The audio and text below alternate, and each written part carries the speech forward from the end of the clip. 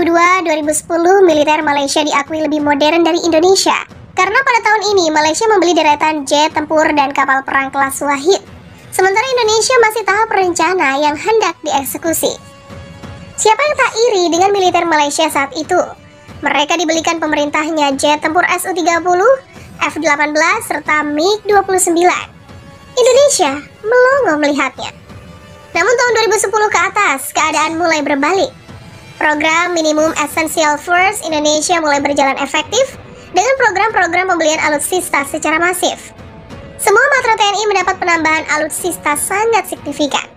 Contohnya pengadaan kapal selam baru, MBT Leopard 2, jet tempur T-50 Eagle dan Eagle, serta penambahan jet tempur F-16 Block 52 ID. Saat ini Indonesia sedang menginjak tahap MIF 3, di mana pembelian dual fregat frame dan arrowhead buat netizen Malaysia jantungan. Sebaliknya, setelah 2010, Malaysia mengalami kemunduran militer. Apalagi adanya mega korupsi mantan PM Najib Razak menggerus kemampuan militer Malaysia. Program peremajaan alutsista Malaysia terpaksa tangguhkan. Hasilnya ngenes program kapal fregat Gawain Class Malaysia mangkrak.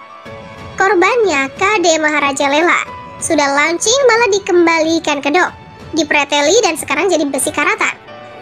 Kemudian Lei Q Class dilolosi rudal anti kapalnya karena expired.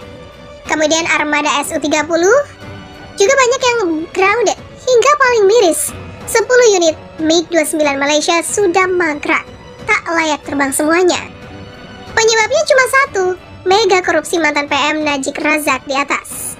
Karena kekurangan anggaran pertahanan inilah, Malaysia mengadakan program Capability 55 atau Cap 55, di mana semua jenis alutsista disederhanakan.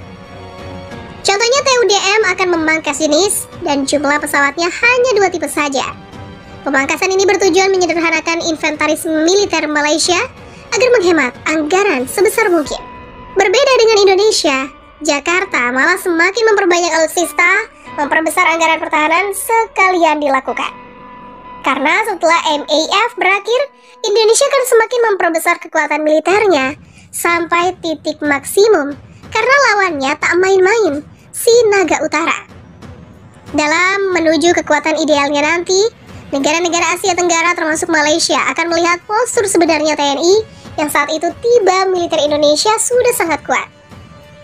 Karena program Cap 55 tak sebanding dengan MEF TNI, media Malaysia Defense Security Asia mengakui jika militer negaranya lebih kecil, lemah dari Indonesia.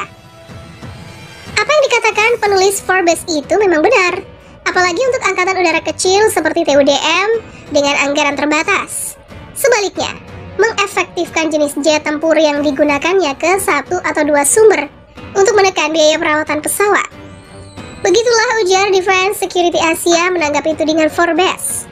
Kita lihat apakah program Cap 55 Malaysia atau MAF Indonesia yang nantinya akan berdampak positif bagi masing-masing negara.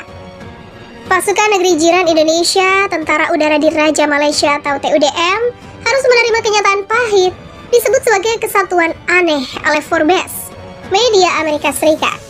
Bagaimana tidak? Pesawat aneh TUDM Malaysia nekat menyambut pesawat bom Amerika Serikat justru dengan pesawat-pesawat buatan rivalnya Rusia. Hal ini dijelaskan Forbes dalam sebuah artikel yang diterbitkan ketika B-52 Angkatan Udara Amerika berkunjung ke Malaysia beberapa hari yang lalu. Salah satu angkatan udara paling aneh di dunia meluncurkan 1/5 penuh dari pesawat tempurnya untuk menyambut pembom yang lamban itu. B-52 60-059 yang berjuluk si Iblis sendiri adalah salah satu dari setidaknya 2 pembom dari sayap pembom ke-52 yang berbasis di Louisiana yang tiba di Guam pada akhir Agustus. Akhir pekan lalu atau akhir pekan ini, 60-059 terbang di atas Malaysia. Pejuang dari setidaknya 3 dari 4 skuadron jet cepat Angkatan Udara Malaysia terbang bersama. Mereka termasuk setidaknya 208, 3 Su-30 dan 2 VA-18D. Ada photoship tapi tidak jelas jenisnya. Sebagian besar Angkatan Udara mencoba meminimalkan jumlah jenis pesawat tempur yang berbeda dalam pelayanan untuk menekan biaya pemeliharaan dan pelatihan. Begitulah tulis Forbes.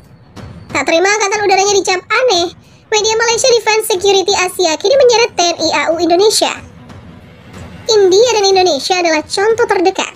Tetapi di seluruh dunia ada lebih banyak contoh negara mengambil rute yang sama dengan TUDM dalam menggabungkan jet tempur dari dua yang berselisih ideologis.